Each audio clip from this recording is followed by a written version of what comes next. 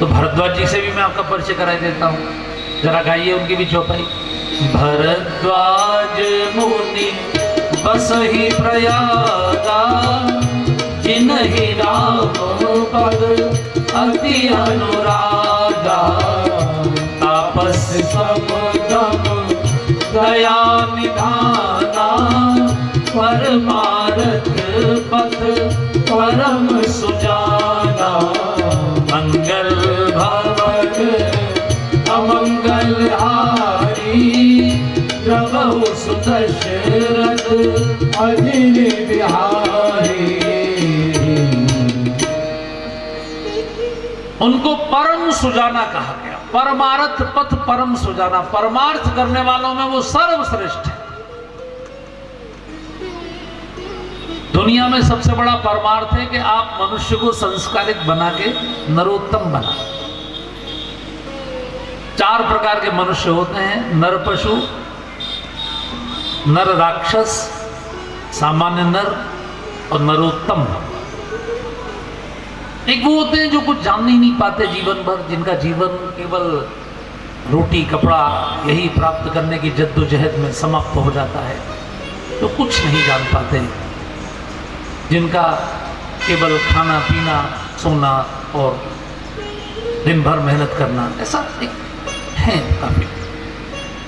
एक वो लोग हैं जो सब कुछ जान लेते हैं, लेकिन उसके बाद फिर उनका उद्देश्य होता है कि हम अधिकतम सुख प्राप्त करें, चाहे कैसे भी करें। तो वो सबका शोषण करते हैं, अत्याचार करते हैं, व्यभिचार करते हैं, भ्रष्टाचार करते हैं। ऐसे लोग नर राक्षस कहलाते हैं।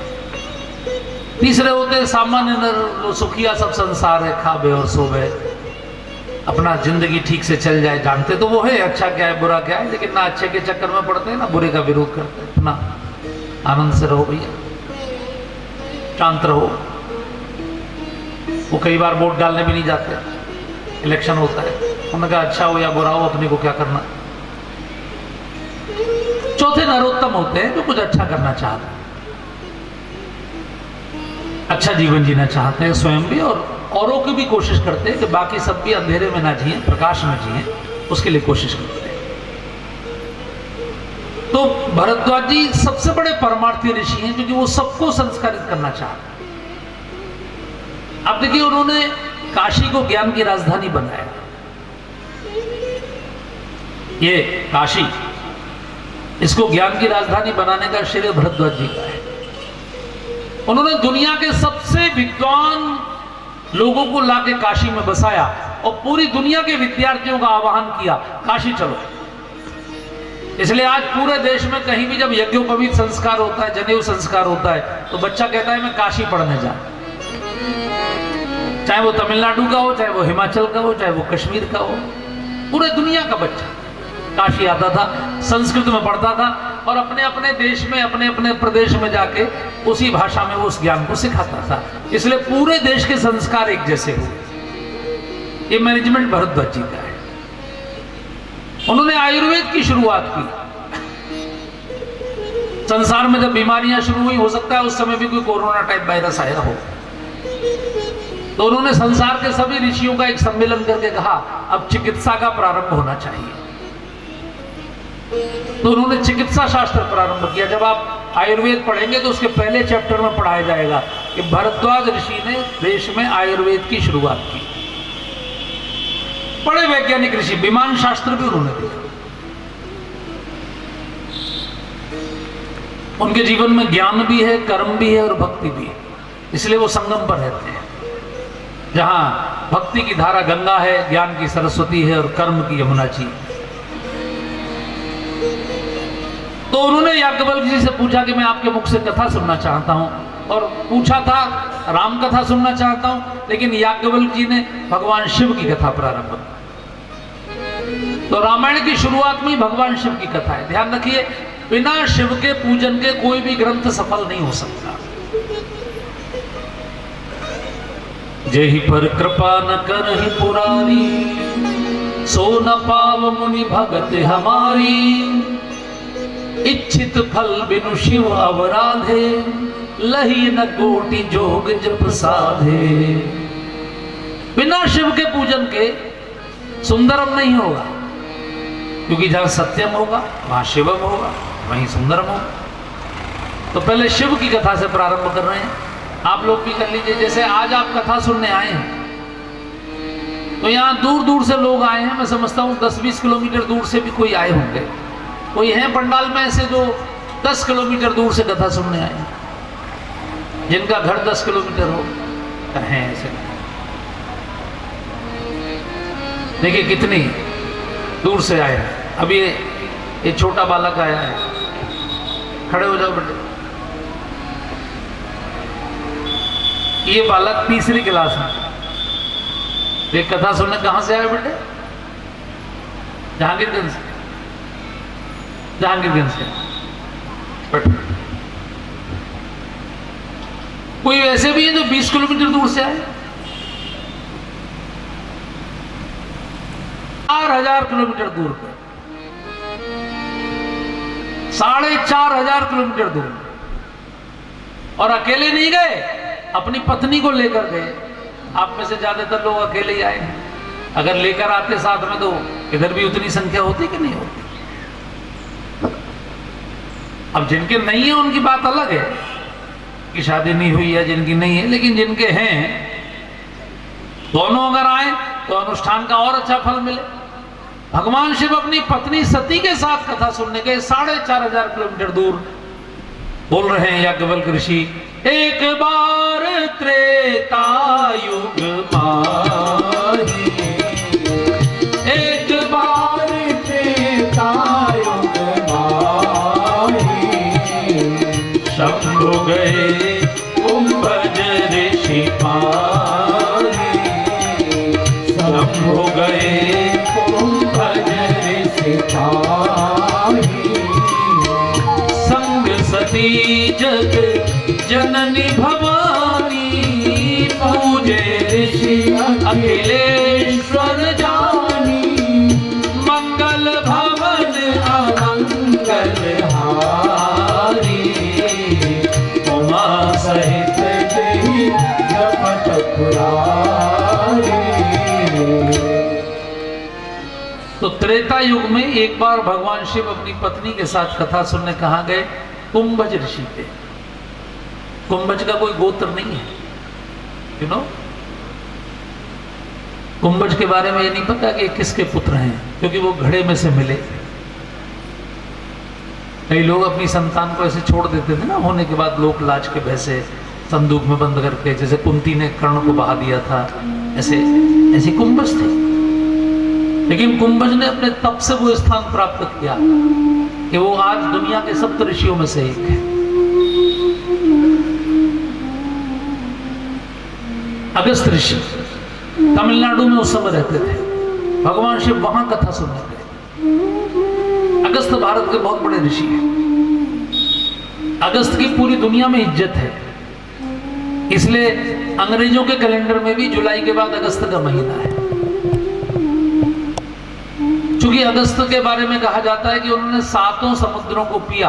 7 समुद्र पीने का मतलब ये नहीं कि समुद्र पी लिए। 7 समुद्र पीने का मतलब है कि जहां भी समुद्र पार करके जितनी भी मानव प्रजाति रहती थी, वहां जाकर भी उन्होंने ज्ञान का और भक्ति का प्रचार किया। सबको भगवान का भक्त बना। इसलिए दक्षिण में अगस्त का तारा है। जैसे उत्तर में ध्रुव का तारा है, वैसे दक्षिण में अगस्त का तारा है। भारत में 3 ज्योतिर्लिंग अगस्त के द्वारा स्थापित है। रामेश्वरम, मल्लिकार्जुन और तीसरे केदारनाथ। पहले अगस्त उत्तर में ही रहा करते थे। अगर आप में से कभी किसी को केदारनाथ जाने का सौभाग्य मिलेगा तो रुद्रप्रयाग तक एक ही रास्ता है, बद्रीनाथ केदारनाथ का। लेकिन रुद्रप्रयाग से फिर सड़क कटती है केदारनाथ की ओर। तो जैसे ही आप केदारनाथ की ओर बढ़ेंगे तो जो पहला कस्बा पड़ेगा उसका नाम अगस्त मुनि है। कस्बे का नाम ही अगस्त मुनि है। पहले अगस्त वहां रहते थे, नित्य कैलाश जाते थे। फिर भगवान शिव प्रसन्न हो गए, बोले बेटा यहां तक रोज मत आया करो, मैं वहीं प्रकट हो जाता हूं। तो भगवान शिव वहीं पर केदारनाथ के रूप में प्रकट हो गए। उसके बाद फिर अगस्त दक्षिण गए। 2 कमंडल भर के ले गए। जिस समय भगीरथ गंगा जी को लेकर आए थे उस समय अगस्त ने भोलेनाथ से कहा, जब भगीरथ को आप गंगा जी दे रहे हैं तो दक्षिण भारत और पूर्वी भारत को भी कुछ दीजिए, क्योंकि उत्तर में आप गंगा जी बनकर आ गए और पश्चिम में आप नर्मदा जी बनकर बह रहे हैं, तो पूर्वी भारत और दक्षिणी भारत का क्या होगा। तो 2 सिद्ध कमंडल भर के लाए जो अक्षय कमंडल थे, जिनमें से लगातार जल निकल रहा था। एक कमंडल स्थापित किया छत्तीसगढ़ में, रायपुर जो वहां की राजधानी है उसके पास धमतरी जिला, वहां अगस्त ऋषि का पर्वत है, उसी की जड़ में से महानदी निकलती है। आप कभी अपनी आंखों से देखिए, इतना चमत्कार आपने जिंदगी में नहीं देखा होगा। मैं गया उस पर्वत पर, उस पर्वत की सबसे ऊंची चोटी लगभग 600 फीट ऊंची है जमीन से। उस चोटी के ऊपर बिल्कुल सबसे ऊपर एक कमंडल बना हुआ है छोटा सा शिला में, वो 2 फीट चौड़ा, 2 फीट लंबा, 2 फीट गहरा, और वो 24 घंटे 12 महीने 300 दिन शुद्ध जल से भरा रहता है।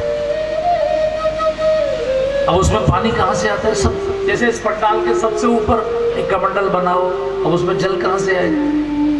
लेकिन वो कमंडल 12 महीने हर समय शुद्ध जल से भरा रहता है, और उसी पर्वत की जड़ में से महानदी निकलती है जो पूरे पूर्वी भारत को सिंचित करती है। इसी प्रकार दक्षिण में कावेरी, वो भी अगस्त के कमंडल से निकलती है, जो पूरे कर्नाटक और तमिलनाडु की लाइफ लाइन है। तो ये अगस्त है। ये दुनिया में सबसे ज्यादा पैसा जहां पर चढ़ाया जाता है उस मंदिर का नाम है तिरुपति बालाजी। और तिरुपति बालाजी की स्थापना भी अगस्त के हाथ से। पूरे दक्षिण की संस्कृति को आप देखते हैं कितनी भक्ति है वहां पर। वहां का कोई भी माथा बिना तिलक के नहीं मिलेगा। प्रत्येक माथे पर तिलक, प्रत्येक घर के आगे, हर महिला अपने घर के आगे सुबह रंगोली बनाती है। वो सब अगस्त की देन है। भगवान शिव से लोगों ने पूछा कि आप इतनी दूर कथा सुनने क्यों गए? वृंदावन में इतने सारे कथावाचक थे, अयोध्या में थे, काशी में इतने विद्वान थे, हिमालय में इतने योगी थे। भगवान शिव ने कहा कि मैं ऐसे कथावाचक से सुनना चाहता था जो समाज में भक्ति बढ़ाने का भी प्रयास करता हो। बाकी सब कथावाचक तो जैसे हम लोगों को आप बुलाते हैं, हम आपको कथा सुनाएंगे, दक्षिणा लेके अपने घर जाएंगे। लेकिन जिसके हृदय में, जहां पर अभी भगवान की भक्ति नहीं पहुंची, ज्ञान नहीं पहुंचा, वहां भी पहुंचाने की उत्कट अभिलाषा हो और जो उसके लिए कर्म करता हो, मेहनत करता हो, उसके मुख से मैं सुनना चाहता हूं। अगस्त अद्भुत है। अगस्त में सच्चरित्रता है, निर्भीकता है, निर्लोभता है, निर्दोष है, कोई अहंकार नहीं है, कोई लोभ नहीं है। यहां बहुत सारे विद्वान बैठे हैं, मानस के आपने पढ़ा होगा सुंदरकांड में, लास्ट में रावण के 2 जासूस आते हैं विभीषण की जासूसी करने, बाद में वो पकड़े जाते हैं, फिर भगवान उनको छोड़ देते हैं, लक्ष्मण जी छोड़ देते हैं। वो कौन है दोनों? वो पुराने ऋषि हैं, उनके बारे में लिखा गया, राक्षस भयउ रहा मुनि ज्ञानी, ऋषि अगस्त की श्राप भवानी, और बंदे राम पद 12 मुनि निज आश्रम कहूं पग धारा। यानी राक्षस से ज्ञानी, ऋषि से राक्षस हो गए, और राम जी का ऐसा प्रभाव हुआ दर्शन का कि फिर राक्षस से ऋषि हो गए। ये राक्षस से ऋषि और ऋषि से राक्षस आदमी कैसे हो जाता है? जब कोई अच्छा आदमी पैसे के लोभ में भटक जाए और पापियों का साथी हो जाए, वो राक्षस हो जाता है। होता है कि नहीं? अच्छे खासे अफसर कई बार उन्हें लोग लालच दे देते हैं। मान लीजिए जितनी गौ माता की तस्करी हुई, जितनी गाय कटने गई, किसके माध्यम से गई? ले जाने वाले भले कसाई रहे होंगे, लेकिन पास कराने वाले तो सब अफसर ही थे। पुलिस वाले तो सब अपने ही, अफसर तो सब अपने ही। काहे के लालच में? केवल पैसे के लालच में तो आदमी का जमीर इतना गिर जाता है कि वो फिर हर चीज में, अरे और बहुत सारी चीजें पैसा कमाने को, गाय की हत्या से ही पैसा कमाना है। लोभ व्यक्ति को राक्षस बना देता है। रावण क्या करता था? यही तो करता था, बड़े बड़े ऋषियों को खरीद लेता था, उन्हें सोने का फ्लैट देता था, सोने की कार देता था, मनचाहा पैकेज देता था।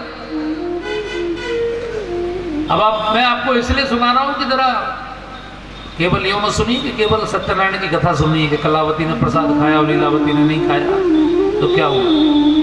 ये राम कथा है, ये मनुष्य के जीवन में क्रांति करती है।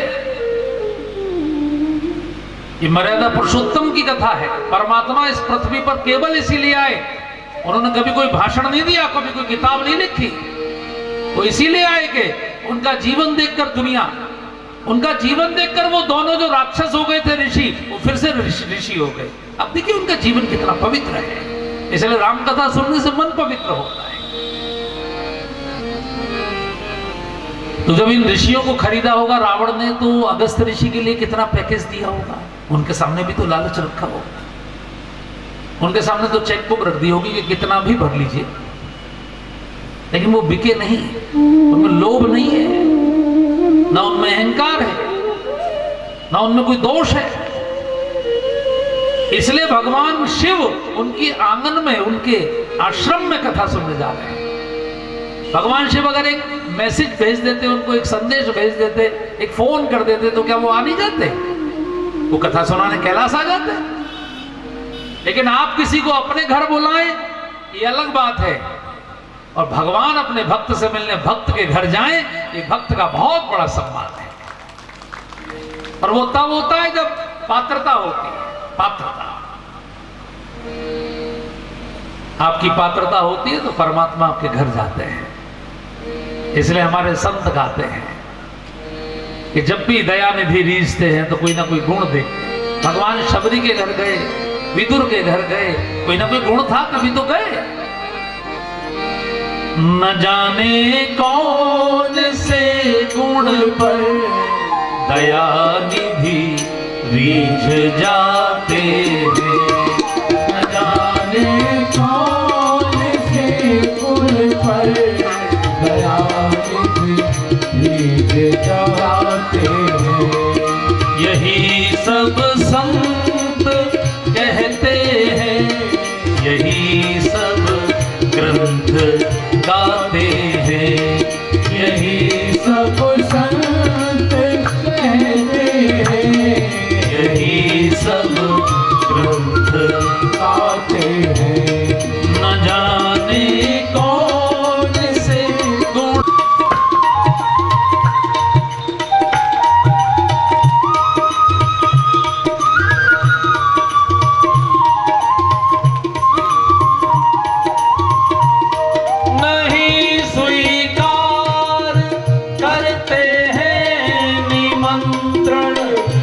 दुर्योधन का नहीं स्वीकार करते हैं निमंत्रण दुर्योधन का।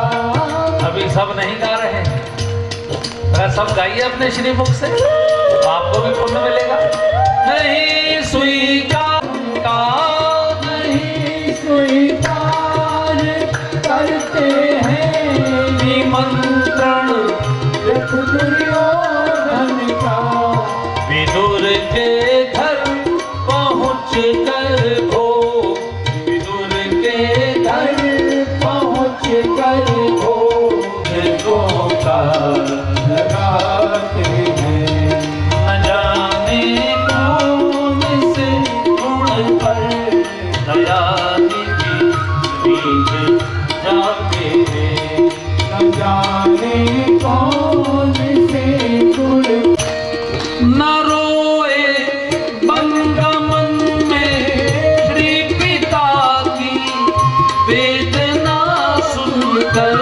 न रोए बंगमन में श्री पिता की वेदना सुनकर।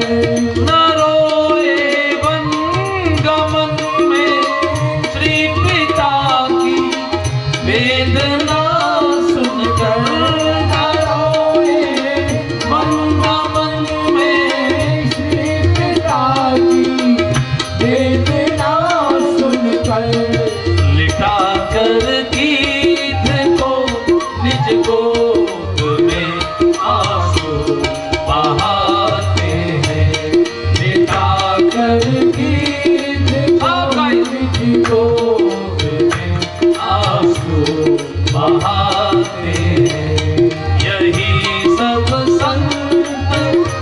कहते हैं, यही सब ग्रंथ गाते हैं, यही सब संत कहते हैं, यही सब ग्रंथ गाते हैं।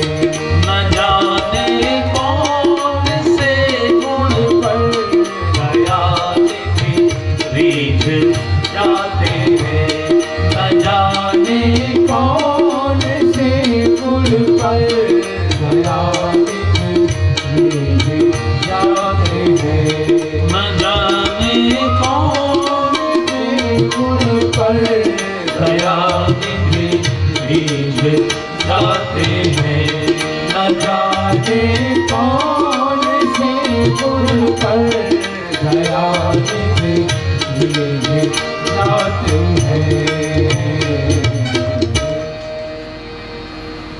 न जाने कौन से गुण पर दयानिधि रीझ जाते हैं। ये अगस्त ऋषि में किसी भी व्यक्ति में जब परमात्मा पात्रता देखते हैं तभी भगवान शिव उनकी कुटिया पर आए, उनसे कथा सुनी, उनको भक्ति का वरदान दिया। ये एक बड़ी बात थी। सती ने कथा नहीं सुनी, भगवान शिव ने कथा सुनी। क्योंकि जिस समय भगवान शिव उनके यहां पहुंचे तो वो इतने प्रसन्न हो गए, जमीन पर लेट गए बिल्कुल। मैं एक बार अपने गुरुजी के साथ बांग्लादेश गया था, ढाका में, तो उनका प्रवचन था, तो इतने भाव से उन्होंने पूजा की। पूजे ऋषि अखिलेश्वर ज्ञानी, संग सती जग जननी भवानी। पूजे ऋषि अखिलेश्वर ज्ञानी, संग सती जग जननी भवानी। अब इतने भाव से पूजा कर रहे हैं तो कई बार इस भाव को भी लोग बेवकूफी मान लेते हैं। सती को लगा ये कैसा साधु है, ये कैसा।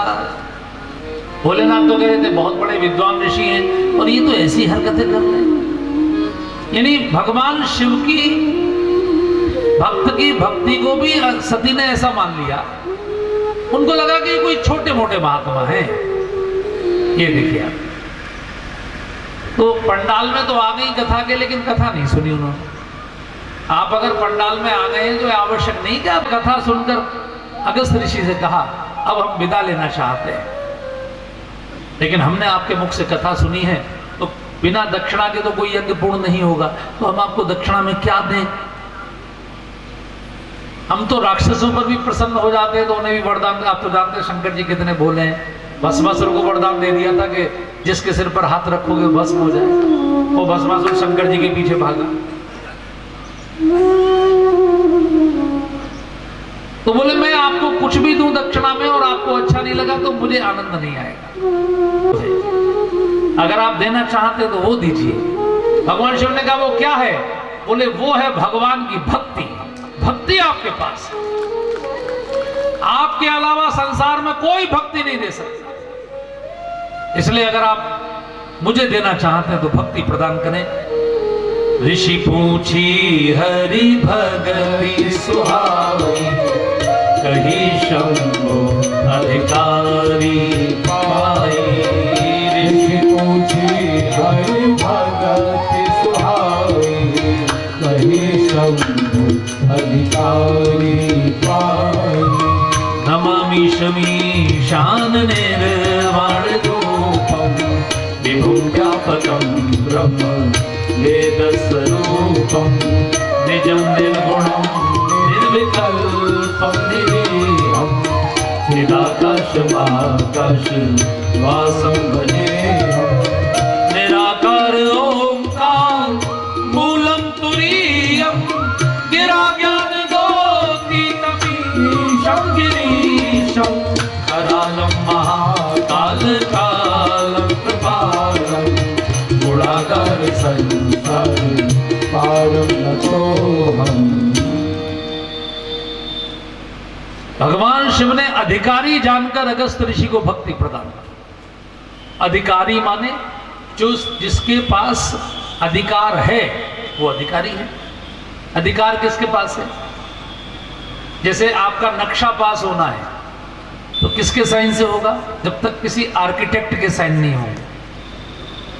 अगर आपको इनकम टैक्स का रिटर्न भरना है तो उसको अधिकार ऑडिट करने का सीए के पास है।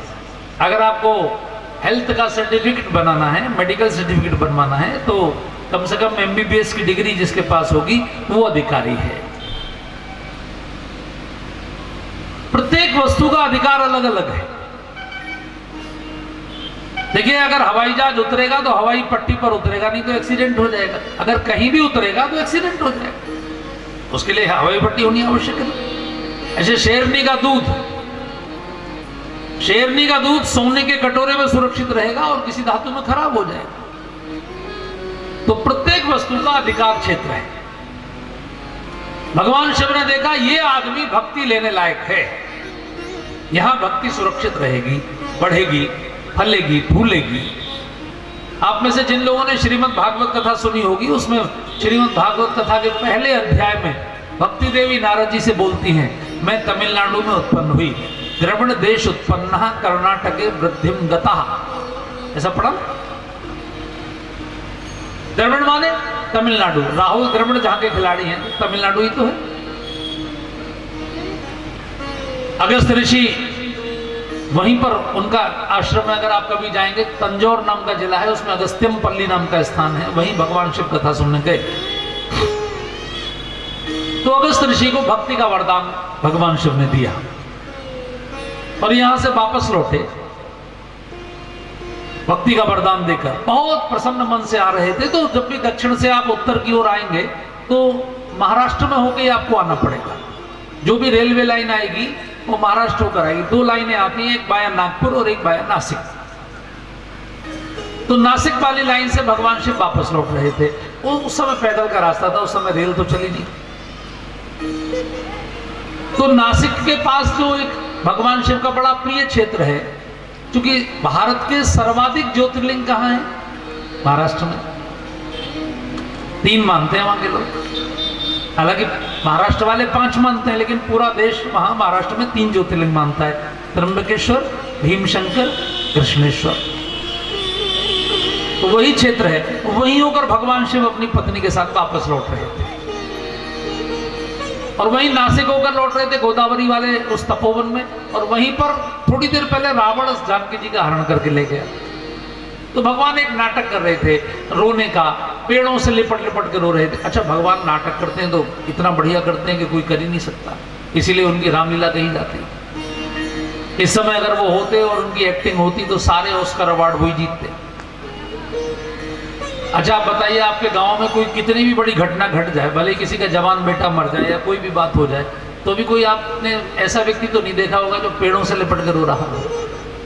या अगर कोई घर से चला जाए, अपहरण हो जाए या कोई घर से भाग जाए, ऐसा तो नहीं कोई भैंस से पूछता हो या गाय से पूछता हो कि वो कहाँ है, वो कहाँ है। लेकिन भगवान क्या कर रहे हैं?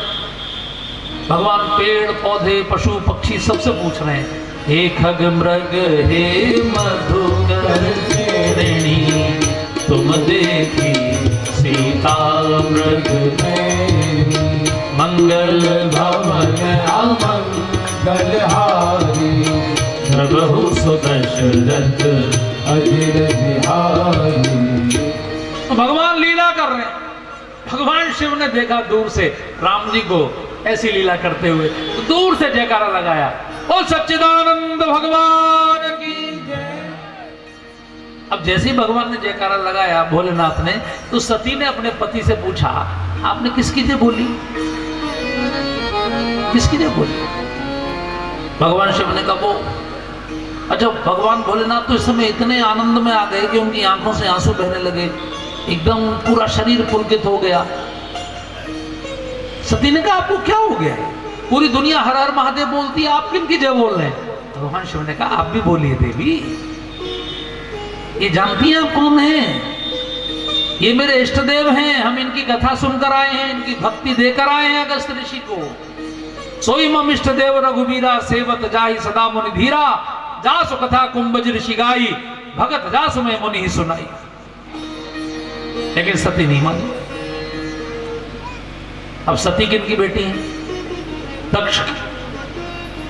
इसलिए पहले ही गोस्वामी जी ने कहा, चले भवन संग दक्ष कुमारी, मुनि सन विदा मांगे त्रिपुरारी।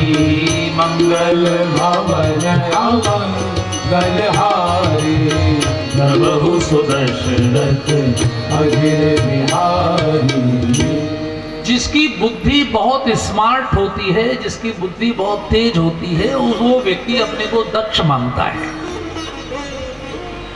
दक्ष जो है वो हृदय से कम जीते हैं, वो बुद्धि से ज्यादा जीते हैं। दुनिया में ज्यादातर लोग दक्ष टाइप ही होते हैं। आपकी बात नहीं कर रहा, आप तो सब भगवान शिव के अंश हैं, शिवोहम शिवोहम, लेकिन ज्यादातर लोग दक्ष होते हैं। ज्यादातर लोग इसी तिकड़म में होशियार होते हैं कि अधिकतम कैसे कमाया जा सकता है। माँ बाप भी अपने बच्चों को यही सिखाते हैं, ऐसा कोर्स करो जिससे सबसे बड़े पैकेज की नौकरी लगे, भले ही संस्कार हो या ना हो, है ना। लड़की के लिए जब हम वर खोजने जाते हैं तब भी ऐसा ही खोजना चाहते हैं जिसका पैकेज बड़ा हो, या ये भी देखते हैं कि नंबर 1 की कितनी है और नंबर 2 की कितनी है, क्योंकि सबसे ज्यादा दहेज का रेट किनका है आजकल। आप तो सब बड़े समझदार लोग बैठे हैं, सबने शादी विवाह का खूब अनुभव। सबसे ज्यादा इस समय दहेज का रेट आईएएस का है, जबकि तनख्वाह तो उसकी प्रोफेसर के बराबर ही होती है, डॉक्टर के बराबर ही होती है। जितनी सरकारी डॉक्टर की तनख्वाह होती है उतनी आईएएस की होती है, लेकिन उसके दहेज का रेट 4-5 करोड़ से ऊपर है। क्यों? क्योंकि दक्ष लोग हैं ना बहन जी, आदरणीय बहन जी, वो पीछे दान पात्र रखा है। तनख्वाह तो उतनी है, लेकिन जो समाज के दक्ष लोग हैं, जो बुद्धि से बहुत होशियार हैं, वो वैसा दामाद खोजते हैं, क्योंकि उन्हें पता होता है कि ये जब तक रिटायर होंगे तब तक 1500 करोड़ के आदमी होंगे। तो जो दक्ष हैं वो ये ज्यादा देखते हैं। इसलिए दक्ष भोलेनाथ का विरोधी था तो इनका ससुर, लेकिन सती ने जबरदस्ती विवाह किया। वो अड़ गई कि मैं तो शिव से विवाह करूंगी। हजारों साल उन्होंने तप किया। दक्ष ने अपनी बाकी बेटियों का विवाह बहुत बड़े बड़े देवताओं से किया जिनके बड़े बड़े वैभव थे, लेकिन वो इस बात से नाराज रहता था सती से कि तूने कैसा पति ढूंढा, इसके पास तो घर भी नहीं है, ये तो शमशान के वासी, इनके पास तो अच्छे जेवर भी नहीं है, तो हीरे के हार भी नहीं पहनते, सोने का मुकुट भी नहीं पहनते। भगवान शिव के सिर पर आपने कभी सोने का मुकुट देखा? कभी? क्योंकि वो दक्ष नहीं है। तो सती चूंकि दक्ष की पुत्री हैं, इसलिए उन्होंने वहां पर बुद्धि लगा दी। भगवान शिव तो विश्वास के देवता है। उन्होंने कहा प्रणाम करो। सती ने कहा मैं नहीं करूंगी। क्यों नहीं करोगी? बोले मैं नहीं मानती ने भगवान। अरे क्यों नहीं मानती भगवान? बोले कैसे भगवान? इनको ये भी नहीं पता इनकी पत्नी को कौन चुरा के ले गया, ये पत्नी के वियोग में रो रहे हैं। भगवान तो अंतर्यामी होता है, वो तो सब जानता है। भगवान शिव ने कहा देवी ये मानव रूप में लीला कर रहे हैं, ये एक्टिंग कर रहे हैं, इन्हें पता सब है, ये तो लीला कर रहे हैं। समझाने की कोशिश की लेकिन सती नहीं मानी। दुनिया में सबसे कठिन समझाना, यहां तो खैर मान जाती होंगी, उधर दिल्ली साइड में बहुत मुश्किल। अपने घर में ही समझाना सबसे कठिन होता है। बहुत समझाया भगवान शिव ने, तरह तरह से समझाया, जब नहीं मानी तो नाराज नहीं हुए। यहाँ जितने लोग बैठे हैं उनसे निवेदन है, अगर आप भगवान शिव के भक्त हैं तो कभी भी नाराज मत होइए। आप अपने बेटे को समझाइए, बेटी को समझाइए, भाई को समझाइए, मित्र को समझाइए, यानी जिनको भी आप अपना प्रिय समझते हैं उन्हीं को समझाएंगे। जिनको प्रिय नहीं समझेंगे उनको समझाएंगे ही क्यों? पराई से आपका मतलब क्या? अगर वो आपकी बात ना माने तो नाराज मत होइए, पहले समझाने की कोशिश करिए और फिर अगर वो ना माने तो मुस्कुराइए और एक चौपाई गाइए।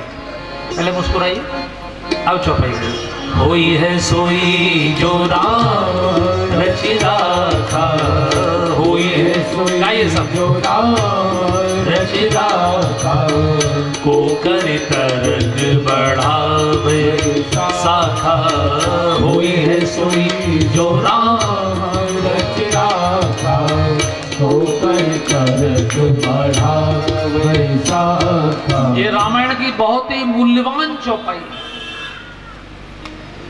आज की दूसरे दिन की कथा में इस चौपाई को आप संभाल के अपने पर्स में रखिए, अपने मन में रखिए, अपने मन के लॉकर में रखिए। और अगर ये चौपाई आपने गुनगुनाना सीख लिया, याद कर ली, तो आपको टेंशन नहीं होगी कभी। और 4 बीमारी टेंशन से ही हो रही हैं, ब्लड प्रेशर भी, डायबिटीज भी, हार्ट भी और डिप्रेशन भी। ये चौपाई याद रखिए। होई है सोई जो राम रचि राखा। कब बोली? जब पत्नी ने बात नहीं मानी और कहा मैं परीक्षा लूंगी, हम परीक्षा लेंगे। भगवान शिव को बड़ा आश्चर्य हुआ, भगवान की भी कोई परीक्षा ले सकता? जो बच्चा 10वीं क्लास में पढ़ता है, उसकी परीक्षा लेने को दूसरे व्यक्ति को कम से कम 12वीं पास तो होना चाहिए। तो भगवान की परीक्षा वही तो लेगा जो भगवान से ज्यादा योग्य होगा। अब सती कह रही है मैं परीक्षा लूंगे, तो भोलेनाथ मुस्कुराए, बोले अब हो गया, कोई है सोई जो राम रचि राखा। लेकिन टेंशन में नहीं आते वो। देखिए ऐसा है कि जब आपका जन्म होता है ना, तो आपकी एक जन्म कुंडली बनती है। और जब आपकी शादी होती है, तो जिस लड़की से शादी होती है, उस लड़की की और उस लड़के की कुंडली मिलाई जाती है। मिलाई जाती है ना, पंडित जी से लोग मिलवाते हैं, जो लोग ज्योतिष को मानते हैं वो लोग मिलवाते हैं। मेरी समझ में आज तक ये बात नहीं आई कि लड़का लड़की की कुंडली क्यों मिलवाते हैं, सास बहू की क्यों नहीं मिलवाते। लेकिन आप अगर लड़का लड़की की मिलवाते हैं तो उसमें क्या देखते हैं, आपके कितने गुण मिले। कुल मिला के 36 गुण होते हैं। 36 में से अगर 18 गुण से ऊपर मिल जाए तो पंडित जी कहते हैं भाई शादी हो जाएगी, सेकंड डिवीजन आ गई, 50% से ऊपर नंबर आ गए, जिंदगी चल जाएगी। मैं कह रहा हूं यदि 36 में से 32 गुण भी मिल गए तो भी 4 गुण तो ऐसे बचे जो मैच नहीं किए। तो जिंदगी में कभी ना कभी ऐसा अवसर जरूर आएगा जब पति पत्नी के विचारों में भिन्नता होगी। वो कुछ बोलेंगे, ये कुछ बोलेंगे। अच्छा, पति पत्नी की बात छोड़िए, आप अपने पिताजी से अपनी कुंडली मिला लीजिए, अपने पुत्र से मिला लीजिए, अपने सगे भाई से मिला लीजिए, अपने सबसे अच्छे मित्र से मिला लीजिए, अपने गुरु से मिला लीजिए। मेरी गारंटी है कि सारे गुण आपके किसी के साथ भी मैच नहीं करेंगे। इसलिए कोई ना कोई विषय ऐसा होगा जिसमें जो आपका सबसे खास होगा, उससे भी कभी ना कभी आपका मतभेद होगा। तो टेंशन में मत आइए, क्योंकि उसका स्वभाव उसने नहीं बनाया, भगवान ने बना के भेजा। उसी के हिसाब से तो उसकी कुंडली बनी है। इसलिए अगर आपका पुत्र, आपकी पुत्री, आपका बेटा, आपका भाई, आपके पिता, आपकी माता, आपके मित्र, आपके गुरु, कोई भी अगर आपकी अच्छी बात को भी ना माने तो टेंशन में मत आइए, क्योंकि उसकी बुद्धि का निर्माण आपने नहीं किया है, वो भगवान ने किया है। और इसी प्रकार से किया है कि वो वाला गुण आपका उससे मैच नहीं कर रहा, ये भगवान चाहते हैं। तो फिर आप क्यों टेंशन में हैं? तो भगवान ही चाहते हैं। होई है सोई जो राम रचि राखा, होकर करक बढ़ावे शाखा। जाहि विधि राखे राम, ताहि विधि रहिए।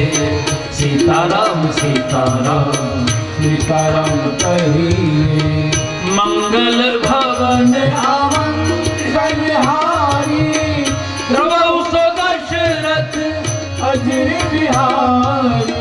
मंगल भवन बलिहारी, कोई है सोई जो राम रचि राखा। ये चौपाई हमेशा याद रखिए और हमेशा अपनी जिम्मेदारी, अपना अपना भार, अपना बोझ खुद मत धारण करिए, भगवान को सौंप दीजिए।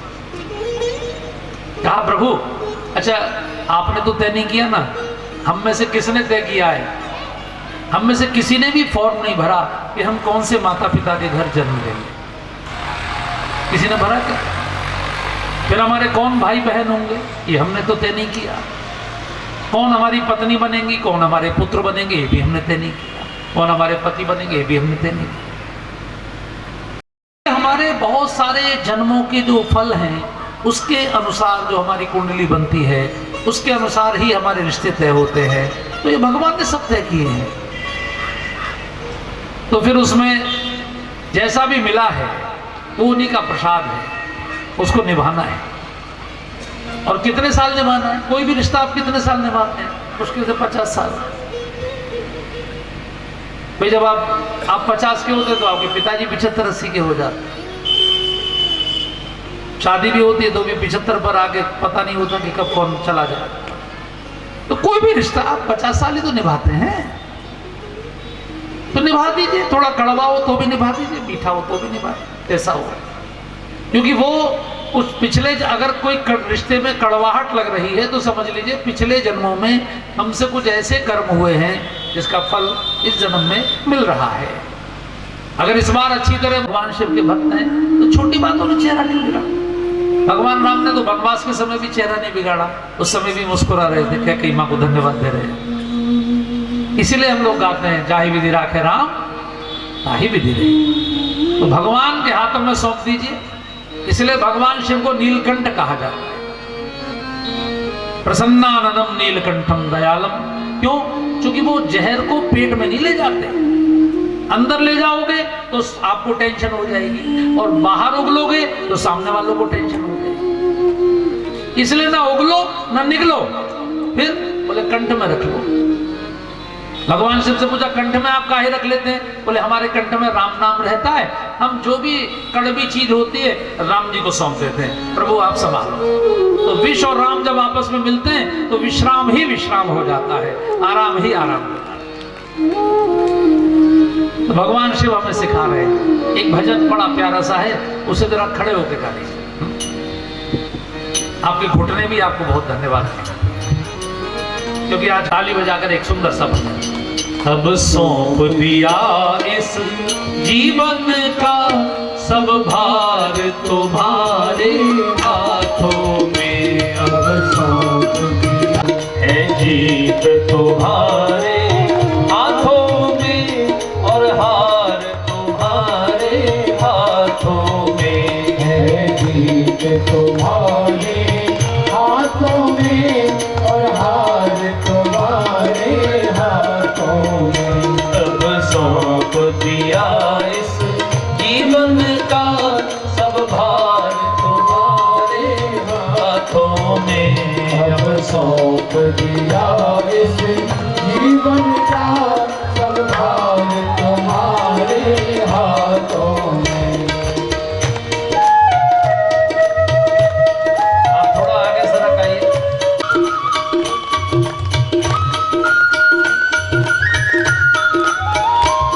मेरा निश्चय बस एक यही, मेरा निश्चय बस एक यही, एक बार तुम्हें पा जाऊं मैं, एक बार तुम्हें पा जाऊं मैं। अर्पण कर दो दुनिया भर का सब भार तुम्हारे हाथों, तुम्हारे हाथों में, और हार तुम्हारे हाथों में। है जीत तुम्हारे हाथों में, और हार तुम्हारे हाथों में। अब सौंप दिया इस जीवन का सब भार तुम्हारे हाथों में। अब सौंप दिया इस जीवन का सब भार तुम्हारे हाथों में। जय हो।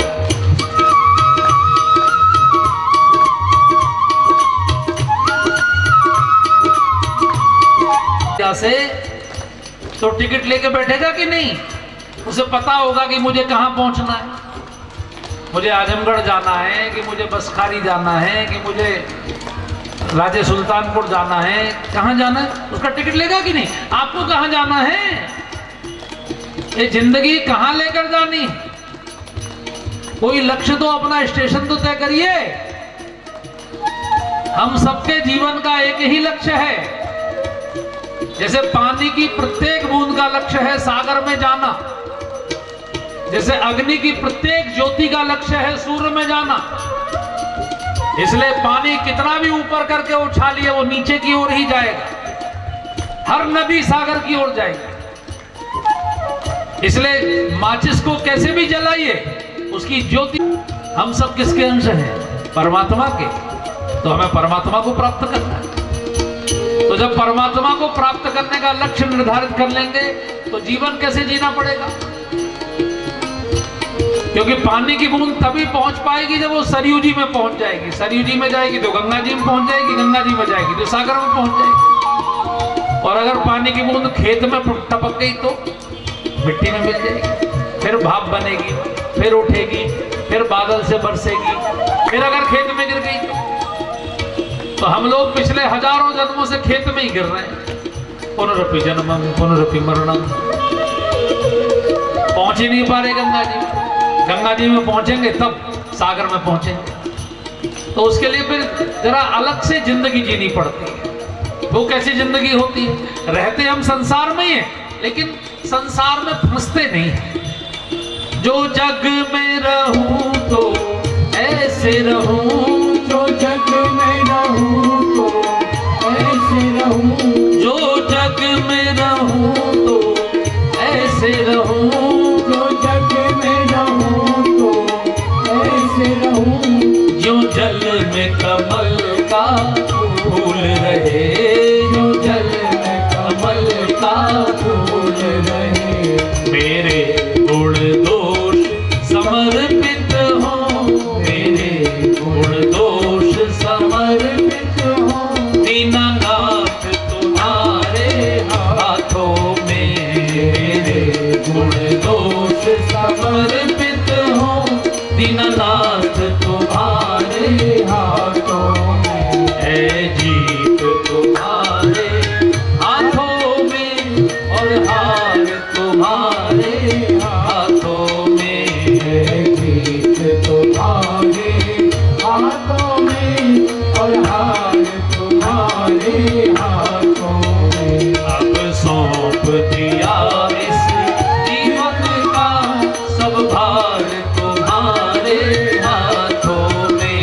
अब सौंप दिया इस जीवन का सब भार तुम्हारे हाथों में। सबकी ताली।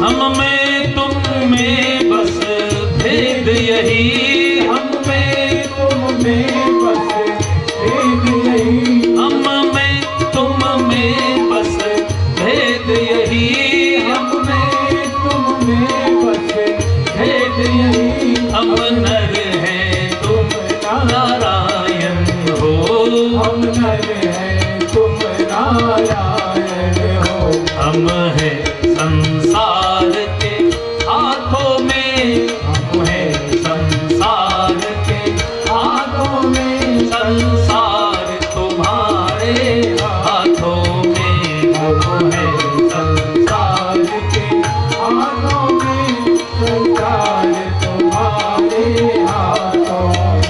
है जीत तुम्हारे हाथों में, और हार तुम्हारे हाथों में, है जीत तुम्हारे हाथों में और हार तुम्हारे हाथों में। सीताराम राम राम सीता राम राम राम सीताराम राम राम सीताराम राम राम सीता राम राम राम सीता राम राम राम सीता राम राम राम सीता राम राम राम सीताराम राम राम सीता राम राम राम सीताराम राम राम सीताराम राम राम।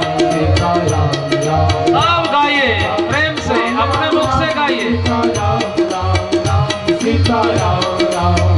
सीता राम राम राम सीताराम राम राम सीताराम राम राम सीता राम राम राम सीता राम राम राम सीताराम राम राम सीताराम राम राम सीता राम राम राम सीता राम राम राम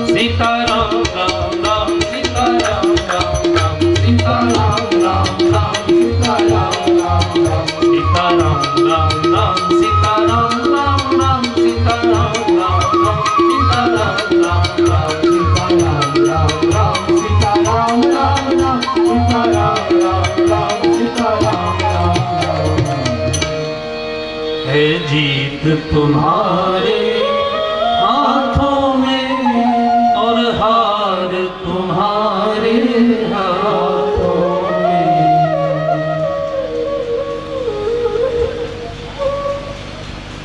ये जो प्रसंग है वो ध्यान से सुनने का है, क्योंकि इसमें भगवान की परीक्षा ली जा रही है, और वो भी भगवान शिव के मना करने के बावजूद। शिव की बात जो मानेगा उसी का जीवन सुंदर बनेगा। सत्यम शिवम सुंदर, क्योंकि शिव तो सत्य ही बोलेंगे। अब सती के जीवन में कष्ट आने वाला है, क्योंकि उन्होंने शिव की बात नहीं मानी। अब इन्होंने क्या किया, परीक्षा लेने के लिए, भगवान को टेस्ट करने के लिए इन्होंने क्या किया कि सीता जी का वेश बनाया, और जिस रास्ते पर भगवान जा रहे थे ढूंढते हुए सीता जी को, उसी पर आगे आगे चलने लगी। यानी जब जहां भगवान चल रहे थे उससे लगभग 200 मीटर 100 मीटर आगे चलने लगी। लक्ष्मण जी ने कहा, भाई साहब, भगवान ने कहा, हाँ लखन, भाभी जी। भगवान ने कहा, वो आपकी भाभी नहीं है। लखन जी ने कहा, वो तो बिल्कुल वही है। भगवान ने कहा, दंडकारण्य है लखन, यहाँ सुपर्णखा वेश बदल के आई, मारीच वेश बदल के आया, रावण वेश बदल के आया। ये भी कोई वेश बदले हुए हैं, क्योंकि आपकी भाभी होती तो मुझसे आगे ना चलती। जानकी जी कभी राम जी से आगे नहीं चले। आजकल तो जो फेमिनिस्ट लोग हैं वो लेडीज फर्स्ट।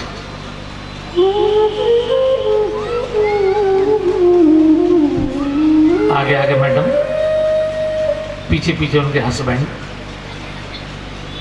हस्बैंड मतलब समझते हैं, जिनकी हंसी पे शादी के बाद बैंड लग जाए।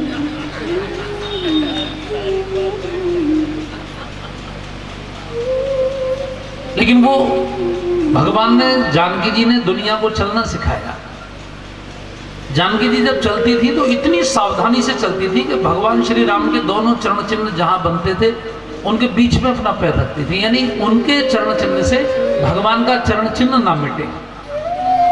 प्रभु पद रेख बीच बिच सीता, धरती चरण मग चलती सभीता। और लक्ष्मण जी कैसे चलते थे, दोनों के पीछे, दोनों के चरण चिन्हों को दाहिने कर। जो अच्छे माता पिता हैं वो अपने बच्चों को ये सिखाते हैं कि जब भी कोई पूज्य वस्तु दिखे वो दाहिनी ओर करो। पीपल के पेड़ के पास से निकल रहा है तो ऐसी कोशिश करो कि पीपल का पेड़ दाहिने हो, बड़ का पेड़ दाहिने हो, तुलसी दाहिने हो, गंगा जी दाहिने हो, कोई पूज्य पुरुष है वो दाहिने हो। तो लक्ष्मण जी दोनों के चरण चिन्हों को दाहिने करके स्वयं बाएं चलते हैं। सिय राम पद अंक बराए, लखन चलहि मग दाहिन लाए। परीक्षा केवल वेश से नहीं होती, व्यवहार से भी होती है। इन्होंने सीता जी का वेश बना लिया, सीता जी का व्यवहार कहां से लाई? नकल के लिए की भी तो अकल की आवश्यकता है, व्यवहार कहां से लाएंगे? भगवान कुछ बोले ही नहीं, बहुत देर तक चलते नहीं, पसीना पसीना हो गई। इन्होंने सोचा कि शायद पीछे से दिखाई नहीं पड़ रहा होगा मेरा चेहरा, तो इसलिए इन्होंने पीछे को घूमी। तो जैसे पीछे को घूमी तो भगवान ने हाथ जोड़ के पूछा, मां मैं दशरथ नंदन राम आपको प्रणाम करता, आप जंगल में अकेली क्यों घूम रही हैं मां? विपिन अकेली फिरहु के ही हेतु, कहे बहोरी कहां वृष के तू। भगवान ने कहा, भगवान शिव को कहां छोड़ आई, नंदी जी कहां हैं, आप अकेली क्यों घूम रही हैं? ये जंगल महिलाओं के लिए अकेले सुरक्षित नहीं है मां। अभी थोड़ी देर पहले ही मेरी पत्नी का इसी जंगल में से हरण हुआ है और आप अकेली घूम रही हैं। और फिर भगवान ने पूछा, आपने वेश क्यों बदला? वेश आपने क्यों बदला? वेश तो राक्षस बदलते हैं, सुपर्णखा बदलती है, मारीच बदलता है, रावण बदलता है, आप क्यों बदले वेश? अब तो सती की हालत खराब, जहां दौड़ना चाहे वहां सीताराम दिखाई पड़े, हर सड़क पे सीताराम दिखाई पड़े। सिर पकड़ के बैठ गई, भगवान अंतर ध्यान हो गए। तो दौड़ती हुई भगवान शिव के पास आई, हाँफ रही थी। भगवान शिव ने पूछा, ले आई परीक्षा? सत्य सत्य बताना कैसे परीक्षा ली। वैसे तो ये सती हैं, कभी झूठ नहीं बोलती, लेकिन आज भगवान शिव ने स्पेशली कहा सत्य बोलना। लीन परीक्षा कवन विधि कहु सत्य सब बात। और इन्होंने कपट कर दिया। ये जो अहंकार होता है ना बुद्धि का, ये आपसे झूठ बुलवा देता है, ये कपट करवा देता है। इसलिए गोस्वामी जी ने कहा अहंकार अति दुखद डमरुआ, दंभ कपट मद मान नेहरुआ। अहंकार के साथ 4 बीमारी और आती है, दंभ कपट मद और मान। आज तक इन्होंने कभी झूठ नहीं बोला था, लेकिन आज इन्होंने झूठ बोल दिया और कह दिया मैंने कोई परीक्षा नहीं ली, मैंने तो आप ही की तरह जाके प्रणाम किया। कछु ना परीक्षा लीन गुसाई, कीन प्रणाम तुम्हारी नाई। लेकिन भगवान शिव की आंखों में तो MRI लगे, CT स्कैन लगे, एक्सरेज हैं। उन्होंने तो ध्यान पूर्वक देख लिया। तब शंकर देखे उधर ध्याना, सती जो कीन मरम सब जाना। और जैसे ही उनको ध्यान में देखा उन्होंने कि इन्होंने सीता जी का रूप बनाया, तो इतनी मर्यादा है उनकी भक्ति में, उनसे बड़ा वैष्णव कोई नहीं है। वैष्णवानाम यथाम शंभो।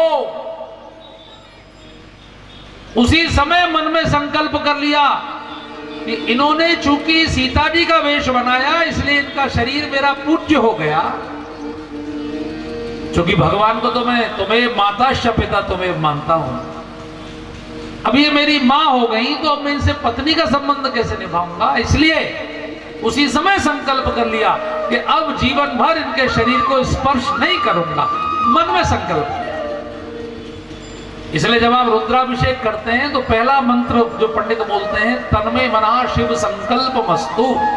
हे मन, तू शिव जैसा संकल्पवान बन। भगवान शिव ने मन में संकल्प किया। बहुत प्यारी चौपाई गोस्वामी जी ने गाई, ए शिव संकल्प कीन मनवाही, यही तन सती भेंट बनाई। शिव संकल्प कीन मनवाही, यही तन सती भेंट बनाई, यही तन सती भेंट बनाई, यही तन सती भेंट बनाई। जैसे ही संकल्प हुआ वैसे ही देवलोक में जय जयकार हो गई। सब देवताओं ने जयकारा लगाया, हर हर महादेव। ए शिव समको रघुपति वृद्धारी, शिव सबको रघुपति वृद्धारी, बिनु भक्त की सती असनारी, बिनु भक्त की सती असनारी, बिनु भक्त की सती असनारी। भगवान शिव के समान भक्ति का व्रत कौन निभा सकता है। इन्होंने पवित्र सती का भी परित्याग कर दिया। लेकिन सती ने कोई पाप नहीं किया, ये बात समझ लीजिए आप। परीक्षा ही तो ली है, किसी का पैसा तो नहीं मारा, किसी की हत्या तो नहीं की, कोई पाप नहीं किया उन्होंने। लेकिन भगवान शिव ने उनका त्याग कर दिया। ये किस लिए? मर्यादा के लिए। ये मर्यादा बहुत बड़ी चीज होती है। और ये अवध के लोग तो सबसे अच्छी तरह जानते हैं। यहाँ तो राजा हरिश्चंद्र ने स्वप्न में दिए गए वचन के कारण भी अपने को अपनी पत्नी और पुत्र के साथ काशी के बाजार में बेच दिया था। ये मर्यादा है। अब आजकल कलयुग में ये बातें समझ में कम आती हैं, क्योंकि अब व्यक्ति का चरित्र धीरे धीरे चकाचौंध में भौतिकता की, साग्य रही नैतिकता की। लेकिन अब देखेंगे ये मर्यादा का बड़ा महत्व है। हमारे उधर गाजियाबाद के पास एक कस्बा है पिलखुआ, जहाँ के कवि हैं डॉक्टर कुमार विश्वास, पिलखुआ के ही हैं।